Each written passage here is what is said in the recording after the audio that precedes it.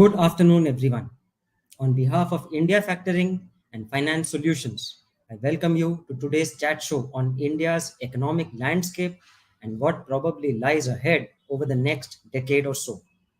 India Factoring is a premier trade finance institution registered with the RBI as an authorized dealer 3 in 2009, and it holds an NBFC factor license. Our flagship offering, the non-recourse product, helps clients to avail factoring without the facility appearing as a liability in their balance sheets. Such niche, structured trade finance products from India Factoring offer ease and flexibility in managing working capital requirements by funding an agreed percentage of invoices soon after shipment of goods or after the services have been rendered. I am Ramanathan and I handle risk management for South Zone at India Factoring. I shall be your host today. Our guest on today's show is a seasoned veteran of the securities and banking industry.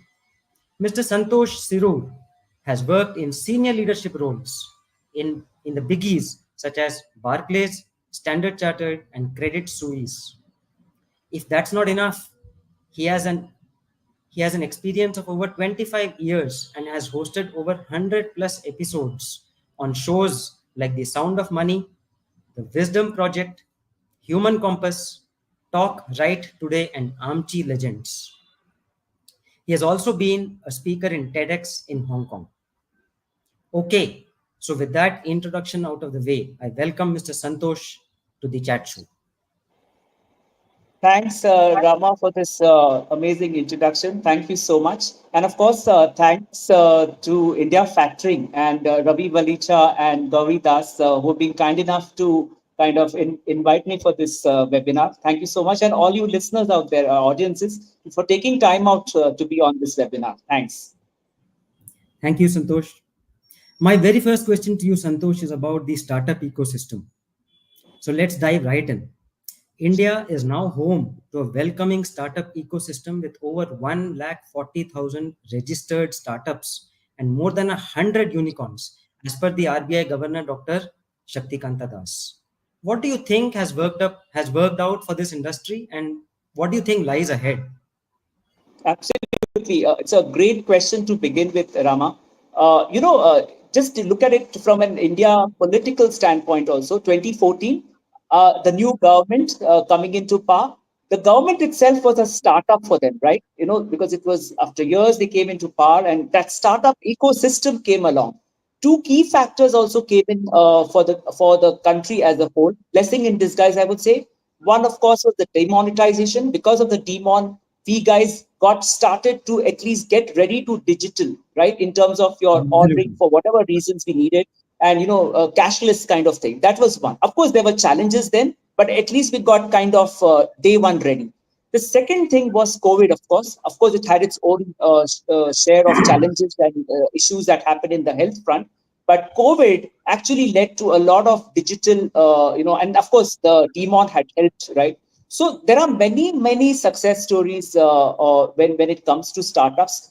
Because I'll tell you, because what happened is your digital payments, right? Solutions like your Paytm, your GPays, and the phone pays, the food delivery apps that came into play, the as they call the ride hailing apps, the Olas and the Ubers. So you see, all these startups came in around the same time, starting 2016 plus, around those years. And then with of course, with COVID and uncertainty around it, the digital economy really kickstarted. And as I told you, the COVID and the demon really kind of pushed the whole thing. What is also equally important is when the government came in power in 2014, Digital India, or the Startup India, the Make in India, all these kind of initiatives also were kickstarted. So by the time we were really ready for the startup system of 2016, the basic infrastructure and discussion around it had already, get in. We also had our fantastic demographic dividend, and that's why you had the engineers and the younger population, right? In terms of the support system to run these digital initiatives was ready. Now, also, what is very important is that talent pool and more importantly, the 1.4 billion people of India. So just look at it, right? The Soni Ki Chidiya was all set in 2014 and it just kicked off. And now what you see with the maturity that is coming, and a lot more to happen, of course, mentoring, funding, VC funding, accelerator, all this incubation, what we used to hear of in the Americas is now very much and more active rather in India. Absolutely. That's a very logical way of explaining things. And you know what? Recently, I had come across a very close relative had visited us from the US, and I Uh-huh. was ordering medicines, online, and the Yeah, medicines were delivered in a matter of say half an hour or so, and they were shell shocked. They don't absolutely. have medicine delivery. They don't have UPI. Yeah, absolutely. When it comes to when it comes to such kind of innovations, we are far ahead. Yeah, definitely. In fact, I have experienced that myself in Hong Kong, where it was a lot more cash based when I was in Hong Kong, and now India, everything is turned around, and it's in fact, when I moved to India, and very recently, there are ice cream shops which tell you cash hai to nahi lega. I mean, unimaginable, right? Unimaginable. Rickshaw walas, you sometimes we normally ask them, right? Ki, will you go to so and so place? But nowadays we ask them, or rather they ask us UPI hai na. So that's the beauty of it, right? It's really a Amazing. phenomenal paradigm shift. Amazing, amazing. Moving on, Santosh. What is meant by this catchphrase called digital public infrastructure? Why do you think it's important? And Yeah, do you think India has made rapid strides in this? And what can be done to hasten its growth? absolutely. So this DPI or this digital public infrastructure, basically what it means is the government, the civil society, the entire the kind of ecosystem that gets ready to do digital.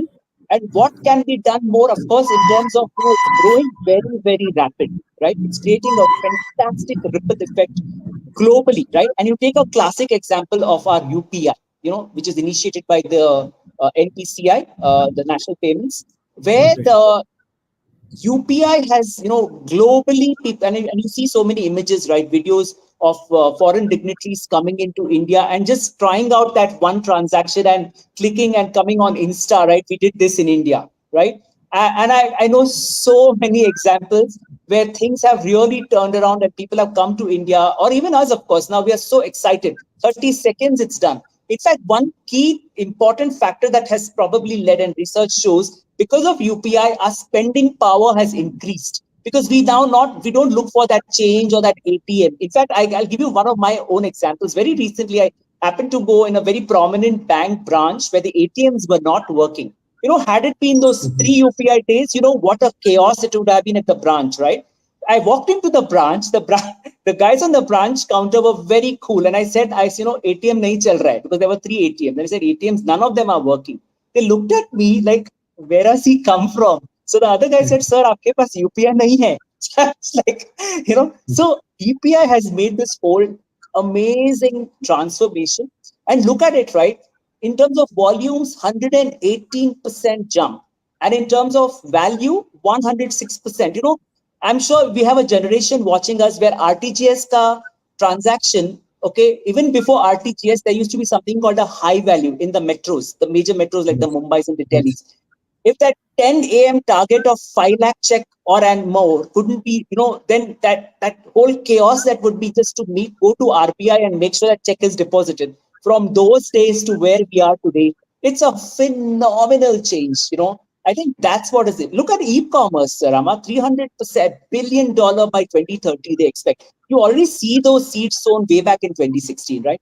Aadhaar, I happened to first time actually, I tried my Digi just last week on the airport. It took me less than 20 seconds to actually go through this whole process, right? I'm And a big fan of amazing. Digya. Yeah. So that's where, and of course, there are challenges. Nobody says it's not, but that's one step ahead, one each day, right? Internet in rural areas, yes, definitely is something which people, I mean, it is not that it's not happened, but maybe the speeds need to, and of course, you have some of our private companies which are doing phenomenal work in that space. Continuous innovation is required. Data protection is a very important. Of course, thankfully, the TPDI Act has come into play. That, I mean, it's been really, of course, the act has to be passed, but that's going to become a game changer, of course. I think logistics is very key to this and development improvement. So entire globe is looking at us. So I think UPI, amazing story there so far as India is concerned. And I just have another angle to this. I think it improves the productivity of people. Like, people like us, yeah, we are used to the internet, we are used to internet payments and all that. But think about a daily laborer. if Yeah, if by chance, if he has to go to the bank, yeah, he'll lose that day's salary, or he or she will lose that day's half day salary. Whereas if they are able absolutely. to do their transactions on UPI, it's a it's a blessing in disguise for them. It's such a useful thing. It makes them more productive. Makes I think it's a wonderful system which has been created. Yeah, I think it helps in equitable growth. Do you agree with that? correct. Correct. The Jan Trinity, right? The Jandhan and the Aadhaar and the mobile connectivity is really transformed India. And I agree with you. I think what is needed is help for those senior citizens who probably are yet to get digital conscious. And I do come across, and I've seen it myself, a taxi wala, for example, in Mumbai, the senior guy who is still using the yellow cab, right? Not the Ubers of the world. We need to help them to get that UPI activated, right? Maybe it's this phone number or something, and it's that initial kind of a process. Once that gets comfort, I think they will see the kind of fruits, where otherwise cash was so difficult, change nahi hai, this nahi hai, all those kind. Remember, so many times we return from a flight and late night at the airport, and then you come home and the taxi Yeah. driver says, I don't have change, give me $500. Those days have completely changed. Thank God. Absolutely. Sure, sure, Yeah. sure. The next question is quite close to many people. It's quite endearing to many people. But before I go to you, Santosh, this is about agriculture. And Yeah. before I go to you, Santosh, a bit of trivia for the audience. I'm yet to come across a person who doesn't like trivia. So, India is the world's largest milk producer. Let this sink in. We are the world's largest milk producer. And given the likes of Switzerland, cheese, and so on and so forth, we are number one there. And we are number two in vegetables and fruits. We are number three in fish, poultry, and eggs.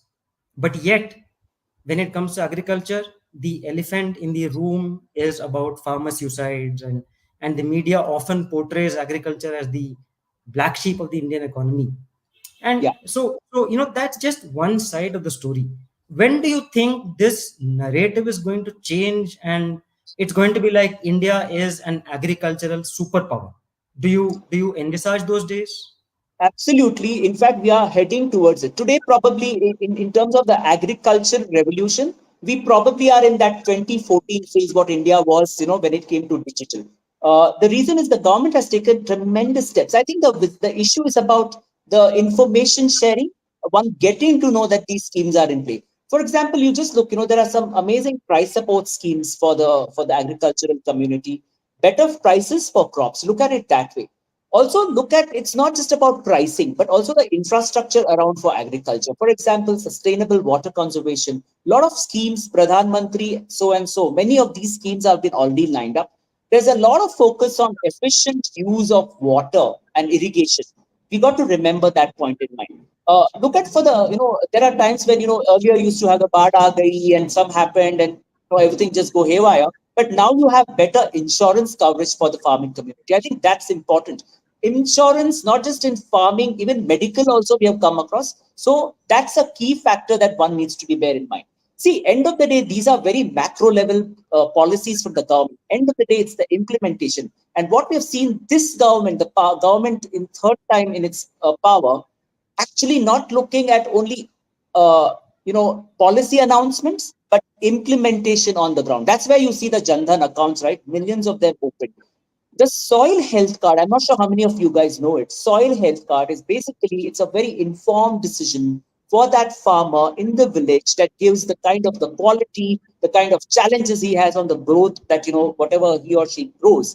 And also remember, when it comes to wholesale distribution of the market, the National Agricultural Market, the NAPCC that they have, it is also has an electronic trading portal. Where could you even imagine this years back, right? and APMC mandis are actually connected. So you see the whole connectivity. Earlier, if you remember, Rama, earlier when we were talking of growth and development in India, we were talking about the Mumbais and the Delhis and the maybe the Bangalore's of the world. But today, this has also gone into villages. It has gone into rural areas. Even the remotest places are at least far better. Tell me how many days there used to be days in many cities where the power supply was always a problem. But things have so government outlay also has increased, and of course the Kisan drone project. How can we even forget it? There's a huge impetus from the government. What I believe is I think the ladies, the women are being encouraged to be the drone DDs. These are path-breaking kind of initiatives the government has taken. End of the day, it's a state government responsibility also to get them implemented. But end of the day, it's happening. That's very crucial. So probably on the agricultural front, I wish the farm laws had been passed for whatever reasons they couldn't be, but it has its own political pressures. But at least there's some roadmap towards it. I'm sure that will also change. There'll be a paradigm shift, definitely. Absolutely wonderful to know that. And I was reading a very interesting article some 2 3 days back. It was something like it talked about a startup which is manufacturing drones, which Yeah, will which will monitor the health of the crop throughout the farm. And the yeah, moment the drone detects a fungal growth, or a component, or a certain bacteria, or a change in the weather conditions, it will alert the farmer. and yeah, and these things are path breaking. I mean, if yeah. we could somehow get our farmers to be more productive, India would be way ahead. India would On a forge ahead. different And level, different orbit. Absolutely. Just to add to the same point, I just recently, as a part of my Sound of Money podcast, where I keep on looking for people who have been doing inventions and innovations, I came across actually a 22-year-old who's been in working with his family on the family farm somewhere in the rural India, and he has come up with his own technology, some tech, and now he has set up his own unit, and he in fact got the Prime Minister's award for that invention that he did. So look at this, the youngsters, right, who were then maybe years back running around to Mumbai's and the Delhi's for jobs, are doing something very much in their own place, the place where they've been staying for years. So yeah, that's really a lot happening, a long way to go, definitely. And that's why we say the Viksit Bharat is aimed at 2047. There's a long runway out there. absolutely. And luckily, we are one of the countries, we have a temperate, moderately temperate climate all Yeah, through the year. The mighty absolutely. Himalayas protect us from the icy winds in the winter months. And the two Absolutely. seas in our southern part of India, they provide us abundant rain on most years. So Yeah, so we, yeah, we yeah. should take maximum advantage Yeah, of the even the weather locations. monitoring systems have tremendously improved. A lot of these storms that they come, especially the Kakinada belt, those typical rainstorms that come. Today, if you see, the weather monitoring is far well in advance. It's planned in advance. The evacuations will happen well in advance. Right, the crops, yes, the damage would happen, but to a lot of extent, the life and property is taken care of. So these are very strong things. Otherwise, what we used to hear of people dying, and that too we get to know only after the storm hit the people, right? Those things have definitely changed. Sure, sure, sure. Moving on to the next topic, this has been often discussed, but the root cause is yet to be explained well. The United States is known for its focus on building a knowledge based economy, Yeah, and quite in contrast, in India, we have corporates have historically been setting very low R&D expenditure targets. why yeah, why is it that we don't spend much on R&D? yeah. So there is a background to it. There is a history to it. Typically, right, economically, from an economic and a cultural standpoint, if you look at India, right, we have essentially been a very services and a manufacturing-led economy rather than innovation. So that's the base. I'm not saying that this is not happening now. It has initiated, right? So we are more of a services and manufacturing. The United States, for whatever capitalism they have had, and the kind of entrepreneurial spirit that they're way ahead, no doubt about it. But you see that coming in a lot in a much bigger way even in India. For example, there's that cultural mindset. There years back, if somebody says, "मैं अपना business शुरू करने जा रहा हूँ," startup was not even the word. Business, then the family would like, it would be like, बाहर वालों को क्या बताओ, या लड़की देखने वालों को क्या बताओ. That was a mindset. Today, it's the other way around. When you say you're a startup, and now the word startup is even used, it's very, people are very proud about it, right? So that's very key. The other thing I think, looking at from a macroeconomic, looking at the companies that want to invest, they also look at short-term gains. We need what's coming in the next 24 months, next 3 years at least, right? Unlike in the US where there's a lot of time given, there's a long-term investment game plan when it comes to R&D. So that's the second thing.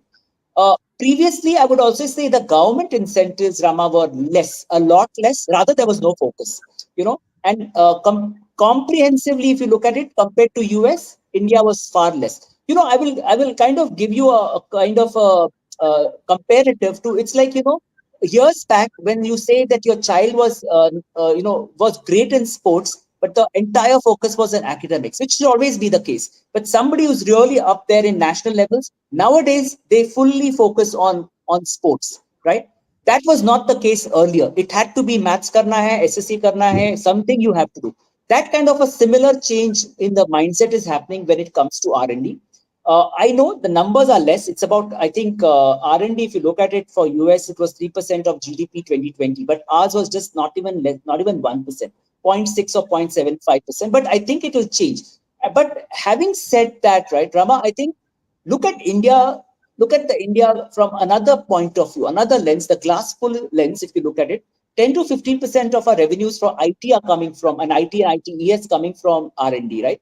Pharma, very big role India is playing. In fact, India is now really the pharmaceutical kind of capital of the world, right? 5 to 10% revenues coming from there. Similarly, automotive may not be too big, 2 to 5, but there is a roadmap out there. And manufacturing, thanks to the kind of government initiatives, 1 to 3% revenues coming in from there. But I do see that that kind of a relative spike coming in these revenues, at least in R&D. And the awareness is important. That also, see, once the R&D projects that today are in play start yielding results, the confidence will be built in. And that's when a lot more companies, in fact, a lot of companies would love to invest in India in R&D facilities because, again, we have our demographic dividend, right? So we need to just bridge that gap. Is that what I would say? Government incentives, tax benefits, a lot of fostering of private and public participation. That's very important. It's equally important to even simple things like encourage academia. You have academia around the world in these Western countries who would love to come in India. Give them those work permits. Come in India, invest your time, give your resource sharing. And that's where that reverse brain drain has already started in a big way. So I think eventually these initiatives will work. And one more thing, definitely, I would say is in terms of improving on our intellectual property laws. If these kind of ecosystem is built around, then R&D also would be a great area. Not that we are left behind, but I think we need to take 2 or 3 steps ahead compared to the other countries. Okay, so this reverse brain drain was a new. It was quite an enriching term to. I'll read about it. I'll definitely read about it. Sure. I want to share. I want to share a, a a new thing here. It's not Yeah. new, but it's like this. The risk taking ability has changed. Yeah. The youngsters today are not afraid of failure. Whereas our generation, when we started working out, when we started our careers, we were afraid of failure, and I'm still afraid of failure today. And today we are coming. I'm in touch with a lot of youngsters who Yeah. are branching out in so many innovative stuff. They are not afraid of failure. They're not afraid of what their families and what their neighbors would think about them, and Yeah. and and they're very determined. They're very mature. the way Yes. they the way they plan out their company's successes or roadmaps, they have it all laid out. They might or might Absolutely. not succeed, but thankfully their parents are well off, so they know that in the back of their mind they know that yes, they have support somewhere, but Yeah. they're not really counting on that. so Yeah. so that has also thankfully changed in India, and I think it's going to take us to the next level over the next Absolutely. 15 to Just to 20? give you an example, I work with a small team from a tier two city who helped me on my digital branding. They come from a tier two city. The family initially had its own kind of concerns because they were not looking for a job. They're still studying their engineering and design course, but they started this their own digital company sitting in a tier two town. And now the kind of clients they talk of are not just in India; they have even crossed the Indian border, and the parents are now convinced that these kids can do something. They're just 25-year-olds, 28-year-olds, but doing phenomenal work. And that's just one story, success story. There are millions of success stories in and out of rural, even rural India, where you see success stories. That's the best part. And I think eventually that generation, the parents' generation, will get convinced when you see the numbers, the cash numbers trickling in their kitty. Absolutely, absolutely. Let's hope all this goes in the intended direction. Sure. Moving on. Why the Indian Semiconductor Mission launched in 2021, India Yeah. has made rapid strides towards developing a semiconductor ecosystem. Yeah. However, the sector is still quite nascent when we compare ourselves with the likes of Yeah. Taiwan, Japan, South Korea, Correct. China, and the US. Yeah. And where do you think, where do you envisage the Indian semiconductor industry, say 10 years down the line? Because Yeah. recent news has been quite positive. We have the Yeah. biggies, we have the big names like Micron, like Yeah. IBM, Intel, Yeah. Foxconn on high. These guys are interested. These guys have started investing in Sun and Gujarat, and we have our own domestic companies like Keynes Technology. The share price is galloping at a Absolutely. unimaginable pace. It's phenomenal. But do you think that we have the potential to scale this and to actually challenge the established countries in this industry? Absolutely. Definitely is what I would say. Again, blessing in disguise. There were a couple of events. For example, in the Trump era, there were the world trade wars, the war, the trade wars between China and the United States. So there were challenges there, right? They needed somebody, some other country. Then you had the China and the Taiwan issue. So again, semiconductors, as we know, Taiwan is very active in this space. Then came the supply chain issues, which you are well aware of, with your logistics being a very key backdrop. And then, of course, the COVID came in. And then we all know, right, how our car manufacturers had terrible issues in terms of supply chain management. It was Absolutely. very challenging for logistics. So these kind of, India, if you look at it that way, Rama, the and that's also happens in our own career. If you look at it, when there is pain, we come out of the pain and then become successful, right? We need to experience that pain, and that is what we probably experienced. And then that was India. When China had this with the COVID issues, China supply chain was totally hit. You even now have those wars there, and then again, the supply chain logistics issues are there. India is logistically well placed. So just look at it, right? In 2019, we were about $22 billion in terms of, when I'm talking of the semiconductor. 2026 is a plan of 64 billion in terms of semiconductor billion trade, and 2030 roughly 110 billion. So you see the trajectory is really on a different level. What are the key drivers? Government has played an extremely amazing role thanks to COVID. The PLI scheme, right? The production linked incentive scheme. A package of $1.7 billion was announced by the government. International collaborators have come in. The Taiwan has come in. The synopsis of the US has come in. The PCMC of Taiwan has come in. So we also have, again, coming back to my demographic dividend, the young population, we have the talent which is there. So these three have now come together. Of course, there is a lot of dependency in terms of challenges, import dependency. I think it's about 9% local sourced. The rest all is import, but that is one step, at least in the right direction. Eventually, that will get sorted. And I think there will be, I think, a production boom that I can see from 2026 of 300 billion to 5x in 2030. You just got to wait and see. You have a 6 million jobs being created. Just look at it that way. So just tapping the opportunity at the right time, it's very important. So overall, if I have to tell, there is an amazing opportunity. The government has to come together. The international collaborators have to come together. The talent workplaces have to come together. And if you, the very recently, India launched its Semicon India program, which is about a Yes. 76,000 crore, focus on setting up fabs, display fabs, and the IC chipset. So there is a really a great runway ahead when it comes to semiconductors. I've spoken to a couple of guests on my podcast on this space. There is a lot of vibrancy. There is a lot of positive space. So I think a lot to happen in this space. We are just at the tip of the iceberg, I guess. A lot to happen. Skills development is a challenge. We need to have the right set of resources. Just having engineers is not the point. We need to have smart engineers. I think that's very, very important in the larger context.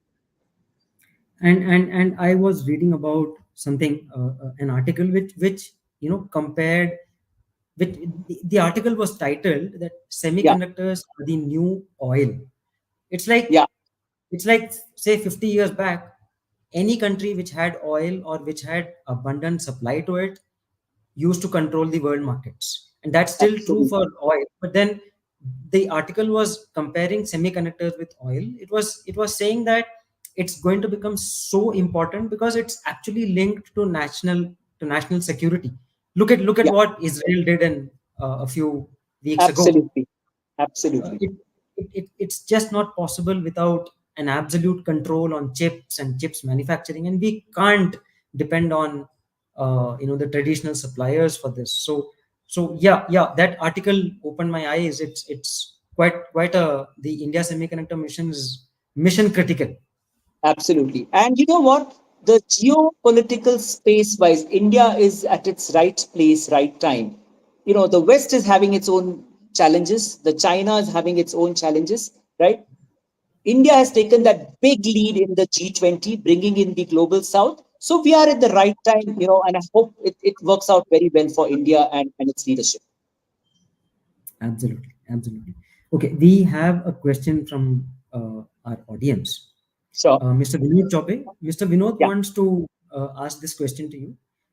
His question is as follows: Yeah. semiconductor initiatives from the government of India are highly appreciated.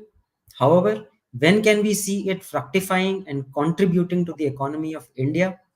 What could be the challenges to the semiconductor businesses in India, locally and globally? Absolutely. I think thanks, Mr. Chaube, for your question. A very pertinent question. I think you're right. See, we are at a very nascent stage. All these initiatives the government has laid out, even the private participation and the countries have collaborated, they are at a very nascent stages, just last 2 or 3 years. And as you all know, semiconductor technology it has to be very precise. Even the quality of water makes a difference. If I have to put it in very simple words, so it'll take its own time, but I think from a holistic standpoint, in the next 5 to 6 years, we should see India really relatively maturing.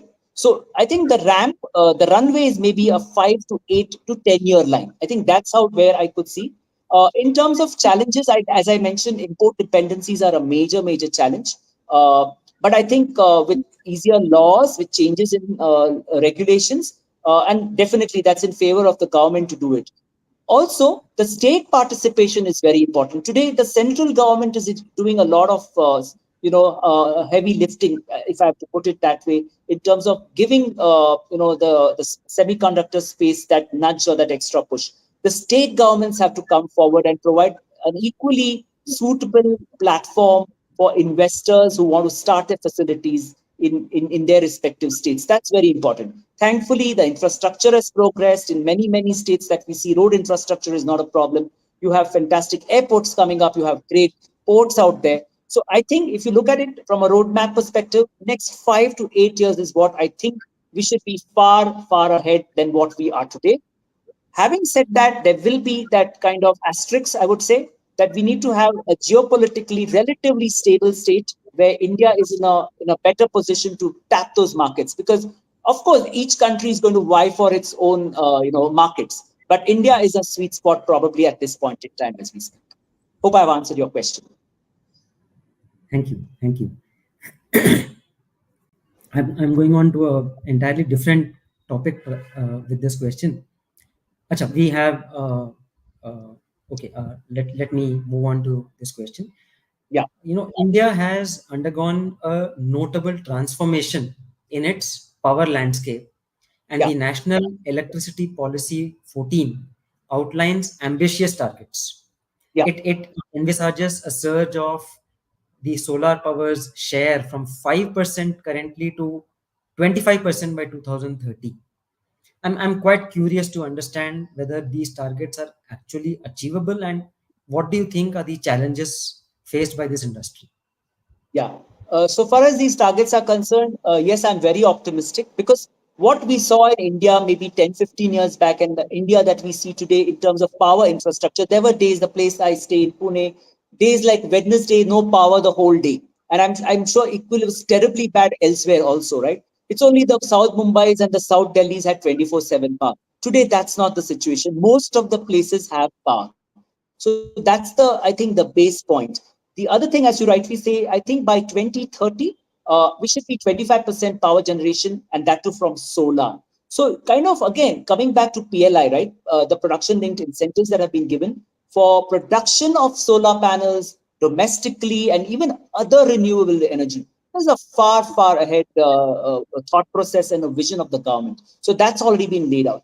We also come across about 50 solar cities and solar parks that we're talking about.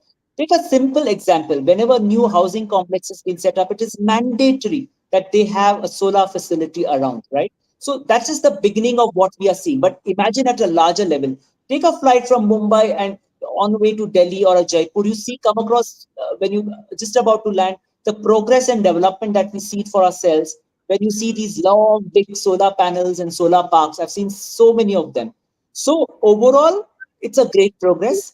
The National Green Hydrogen Mission. I mean, 5 million by 2030 is something where the talk is about. And they also talk about the wind and solar hybrid. That's an amazing combination, right? That's going to happen. Uh, we are also talking of a train. I've been reading on the news of a hydrogen powered train. So kind of phenomenal success that we have been, thinking about is now, I think it's somewhere that we are seeing. Of course, I do accept there are challenges. The key one being land acquisition. Unfortunately, we have not been able to make land reforms the way we could have thought of. But I guess we have a stable government again. I know it's got its support, but I'm sure there will be progress towards the land acquisition because these kind of incentive, these things you need really large tracts of land. So that's something which needs to be focused on. The transmission infrastructure needs an upgrade. I think that's very important. You still go to these town Bs and town Cs where you have those wires hanging all around and like can't believe it for yourself. That's very important to be changed. Financing is a very important area. I think when you talk of power, it's a long-term, return on investment. It's not easy. Then you have the state governments, then the election kind of gimmicks, all that kind of thing, waivers, etc. So there is a need for transparency. There is a need for, I would also say, trust, which is the most key factor, and a bit of stable government laws and procedures, which I think that the government rather in power in the last three phases have been making its efforts to bring in. But from what we were to what we are today, I think it's a phenomenal shift. We've in fact, we have achieved almost 40% capacity from non-fossil fuels, and India actually ranks fourth globally in renewable power capacity. That's something that was really unheard of. So I think it's a great development out there in the power space. Yeah. Stupendous, stupendous, super, super. We have an audience question. My colleague, Mr. Vinod Vasan, wants to know that he has his observation is as follows. He's saying that we are seeing tremendous growth in most of the Indian industries. However, leather exports, shoes and upper shoes and all that is still under quite a bit of duress. Yeah. And he wants to know how do you see the Yeah. leather exports from India going forward? Yeah, yeah. Thanks, Vinod, for the question. Interesting question. And it's not just the leather export, but overall exports. It's not just India, but rest of the world. I mean, the reason for it is, of course, I'll come to the leather exports a little later, but overall exports is getting a hit because if you have the geopolitical situation, right? You have the Ukraines and the Russias, you have the China Taiwan issues, you have the Gulf issues. There are tremendous issues out there in the Gulf area. It's not just about the Israel and the other countries around, but you have the ports out there. I happened to read something, a picture on Singapore port. Many containers actually stuck on Singapore port just because the gateway to the Gulf is absolutely royally stuck because of the uncertain situation out there. So leather exports is just one of it. I think Indian government, when it comes to Indian leather exports, they have done all things on the ground, right? But what is difficult is the actual export of it, right? That is one. The second thing is also, and I believe, and maybe you could add my, your views on this. What is also happening is there's a lot of awareness on, the kind of environment conscious, animal rights related issues and all. So leather is need not always be the favorite, right? Especially in the Western countries, because there's a little bit of different level of awareness, and all kind of activists and are making their best to make sure that there are the animal rights protectors. So that could be also a factor that could be playing up. But essentially, Vinod, I think is about the geopolitical space that's really not in favor when it comes to Indian exports. So that's very, very key. But specifically to leather, I think the awareness amongst the West about all the kind of leather. I'm not saying they will totally do away with it, but there is a little bit of heightened awareness of not using because of animal skins and all these kind of space that's been talked about. Thank you. Thank you. Moving on, this is about sustainability. Yeah. Santosh, where do you think we stand on the COP commitments, the Conference of Parties commitments, and sustainability? Are we taking enough steps to bring about an equitable growth for all the sections of our society? Absolutely. In fact, I think India's stand is very progressive. And I think we have seen that at all the COPs that have been held in recent years. I'm not sure if you guys know, there are five key elements that India has come up, what it's called as the Panchamrit, the plan, right? One it talks of is the non-fossil energy capacity. The aim is to be 500 gigawatt by 2030. So that's the first one. The second is on the renewable energy bit, where the plan is by 2030, 50% requirements on RE, renewable energy will be met. On carbon emission reduction, I think, again, it's a very ambitious one, 1 billion ton by 2030 control. On carbon intensity, I think the plan is 2030, 45%. You need to reduce it so that we come up to the 2005 levels in terms of the carbon intensity. And of course, the very, very ambitious, where India is actually playing a lead role, is on the net zero emissions by 2070. Yes, they are very ambitious, but at the same time, a government like, and again, a prime minister like the Honorable Prime Minister like Modi, really in person following up and making sure that we are really towards the targets. So I think India has made that commitment and the government is really committed towards it. So I think it is heading towards it. And 2030, though we may say it's still about 6 more years, we do have regular seminars, conferences on these sessions, and even at a COP level, where these kind of takes stock taking happens as to where are we from where are we. So I'm sure they too have, just like us in corporates have the rack status. So India seems to be at least in the amber, if not red, and green in somewhere. Because I'm not sure if you guys know, the government has come with this National Action Plan on Climate Change, NAPCC, which actually looks at very specific plans on solar energy, energy efficiency, and even sustainable agriculture. So I think these kind of initiatives have been taken up and they're heading in the right direction.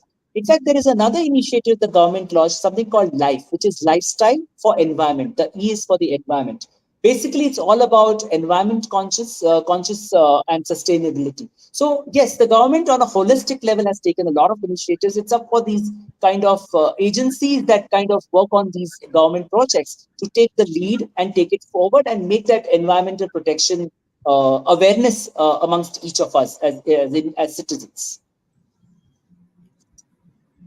I'm sure we are progressing the right way. So Yeah, that was a good explanation. But I'll just add something to this. We had something called the 2022 was the year of millets, and yeah, millets are an environmentally friendly crops. They don't need much water. yeah, They consume 40% lesser water than the other crops, and they are more pest resilient. So you have an abundant source of nutrition in the form of millets, and thankfully India has introduced millets to the rest of the world. So even drought prone areas, if they start focusing on traditionally, certain parts of Tamil Nadu and certain parts of Maharashtra, they were growing bajra and ragi and these kind of yeah, crops. They consume a lot less of water, but unfortunately we did not respect them, and now that's coming back. yeah. So slowly it's coming back, and it's a wonderful way of progressing. Yeah, especially right millets, Kodo millet, for example, just one of the brands, varieties. Apart from the fact that you mentioned water, relatively lesser water, from a health standpoint, right, diabetes patients, millets help a lot, and that's the kind of awareness India is doing. And whenever you have these international seminars, international conclaves, a lot of millet is on the menu, which is fantastic, right? The awareness is growing and phenomenally growing. Absolutely, absolutely. Okay, so moving on, what are your thoughts on the Skill India mission, and what reforms do you think have to be brought about in our education sector? Yeah, absolutely. I think if you ask me in today's India that we see, what is it that probably is the most important that one needs to really think about? It's about the skill development. It's extremely important. The reason being that a lot of GCCs are coming into the country. A lot of jobs are shifting into the country because there's a huge cost arbitrage, right, for globally. So all are moving into India, be it banking and finance, be it technology, be it IT, be it R&D. There's so many areas, but you've got to make sure that the youth are skilled enough to take up that job. And I'm not talking of the Excels and the PowerPoints, but I'm talking of a lot more different, on a different orbit. So it's very important that the vocational and the mainstream should be, the education needs to be integrated. I think in a way has started, but it has to be a lot deeper and started faster in the schools. And I'll say schools, not even colleges. Of course, colleges and universities, yes. But if you start it right from the school level, it really we really see a longer ramp out there. The other thing is the industry and the academia, they need to work together. It can't be just a weekend somebody visits a university and gives a lecture on corporate ethics. It has to be far more. I would strongly suggest that if corporates, just like the way, how the social responsibility initiative for the government work, if the government gives the incentive for the corporates to have some of their employees, the senior level leadership roles, share their experiences with the universities and give them some kind of incentives in whatever form, that could help. There has to be a lot of focus on data science and AI. India is doing tremendously in that, but a lot more is really, really required at a different level, right? Another key area, and that's a favorite of mine to talk about, what I feel is missing, and I've seen that, is soft skills. We may be functionally great in terms of knowledge. We may be great in our Excel. We may be great in your educational experience background, but soft skills is very, very important. I'll give you classic examples. I've been in Hong Kong and interacting with my teams in India in various organizations. My experience is that whilst they are very dedicated, they are really, I think English communication is something that they need to think and work on. I do agree, and I respect the fact that they come from probably from the regional schooling backgrounds, right? But at the same time, if you work on the English, because in a Singapore or a Hong Kong or a Europe or any other EMEA region, you need to talk to them in English, right? That's very important. School skill-based training for soft skills, life skills is very important. Entrepreneurship development is important. Digital literacy is important. So there are lots and lots of areas, I think, Rama. In fact, even training the right teachers is important, right? If it's not just about the demand, but the supply. Where will the supply come from? When you have the right set of teachers been taught about. Another key thing is the pedagogy updates for skills transfer. We got to think of skills transfer. You have another generation coming up. We got to keep the records intact. Mentorship programs, I know it's happening a lot in startup space, but it has to be in every space. Mentor mentee is not just is off late restricted only to corporates. I wish this is a lot more structured and all through across institutions. I think that will help. The focus has to be on digital because where the jobs are, cyber security. And I do know from the government's standpoint, the Skills India portal, the UGC, of course, and of course, the National Skills Development Mission. These have been some phenomenal work that the government has done. I think they have laid down the framework. It's up for us as corporates and individuals to take it forward and establish. So these are my kind of few thoughts on skills development for India, but a long way to go. Absolutely, absolutely. Moving on, this is about another sector, another interesting sector, hospitality and tourism. Yeah. Our total area, India's total area, is around 32 lakh 87,263 square kilometers, extending Yeah. from the snow-clad mountains to the tropical rainforests of South India. And India has a rich cultural and historical heritage. This provides ample background to expand our tourism sector, which has potential for tremendous employment. Do you think we have taken enough steps towards this? Yes, we have taken, but there's a lot more to go. But just look at just one simple thing. Look at our airports, the growth of airports, right? Just last week, I happened to be in a Mumbai airport traveling to a place. The flights I was looking, typically when you look at the typical screen on the airport, you would normally see a flight for a Chennai, a Delhi, a Bangalore, right? But here I was looking at the domestic flight schedule. There were flights to Kolhapur. There were flights to Varanasi. There were flights to Shirdi, just to name a few, right? I mean, that's enough, right? And people who probably are first time travelers, I mean, they were excited, right? The excitement was on the face. From a government standpoint, Swadesh Darshan pilgrimage rejuvenation has been very, very active. There's a tremendous potential for spiritual heritage. What we saw on the January 22nd, right? That was just the beginning of it. And you see literally people coming out of the aircrafts and actually, landing in Ayodhya and falling down there, right? So just to pay obeisance. So the government has done its best, right? For the NRIs, the diaspora, there are fantastic programs. The central agencies are coordinating with the state governments to implement wellness tourism, eco-tourism, culinary tourism. Thanks to social media, Instagram, and there are so many of these influencers, and you and me watch it, and then, oh, I got to be in that restaurant or got to go and see that place, right? In fact, the kind of social media influencing community has done a phenomenal work. So much so that the recognition came so instantly last year, or rather at the beginning of this year, where the government actually announced formally awards for the social media community. I think that's a right step in the right direction. So I think the other factors from a macro standpoint, the government actually lowered the GST on hotel rooms, right, to give that extra nudge and push. Database of hospitality industry is getting centralized. That's very important. I think the government and the state governments are working on capacity building. That's very, very important. And very close coordination between civil aviation, rail ministry, road and surface transport ministry. These are working well. In fact, if you go to your IRCTC site and book a rail ticket, you also have an option of an upgrade.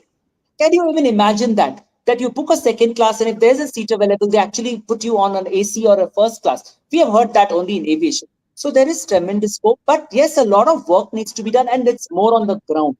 Uh, the Aditya Devo Bhava campaign has to really be put into place in reality, because it's only when you visit those places you come across very challenging situations, the safety to be very precise. And unfortunately, for whatever reasons, safety has been a top news item across India, and the globe looks at it in that way. That's a fact. And safety has to be first. Otherwise, we may do the best of the policies and the best of the tax reductions, but people won't come. I do have a lot of my friends from my office who wanted to come to India for some training purposes, And the parents said, no, you cannot, because of unfortunate news on the media. But that's a reality, and you can't do much about it, because that's the fact, right? So I think safety is an extremely important point that needs to be taken care of. Uh, then things would hopefully improve. A lot of work needs to be done. Spade work has been done, I would say. Quite logical, quite logical. Okay, so I think now we have time for one last point of So, discussion. The capital and the equity markets. yeah, It's phenomenal. What's happening is unimaginable. In 2015, the National Stock Exchange Nifty was at 8,800. Yesterday, it closed at 25,971 after touching an all-time high of 26,200 barely 2 weeks ago. yeah, In a matter of 24 trading sessions, just 24 trading sessions, the Nifty went up from 25,000 to 26,000. yeah. I think that investors are just not getting enough of the markets. The bulls are running amok, and the bears are just not getting space inside the door, True. barring the last 2 weeks of October. So what do you think has changed? Why is there such an enthusiasm? Do you think that smart money is finally convinced about the growth prospects of India? Because the stocks changing from one retail hand to another retail hand cannot move the market needles. Smart Yeah, money is involved. So what do yeah. you think has changed? Absolutely, Rama. Good question. I'm so glad you kept this question in the end. It's like they say, the save the best for the last. So, and I was quite surprised. How come no question on stock markets as yet? So I kind of now understand where you're coming from. So stock markets, I think it's the parameter. And I'll give you two great examples.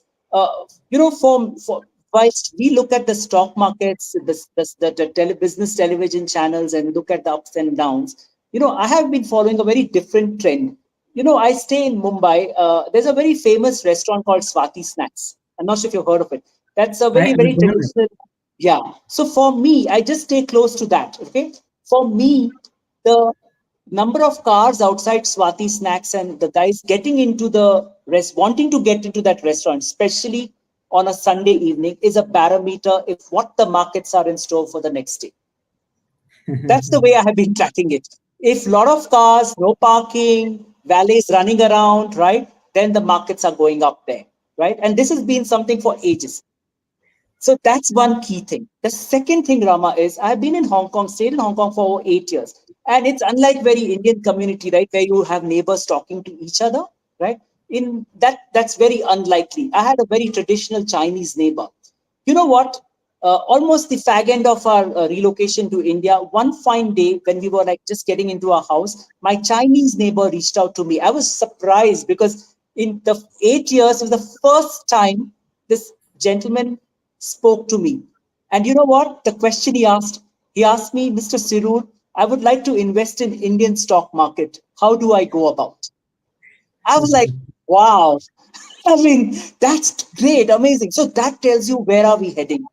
Then I, of course, told him that he has to route it through the mutual fund route, or basically reach out to some bank in Hong Kong and they will invest in Indian markets, right, through the mutual fund route. But I think that's important, right? The kind of awareness. Coming back to stock markets, yes, they are really up there. In fact, there will be a day where we'll have to tell who is a bear, because everybody seems to have forgotten who is a bear, right?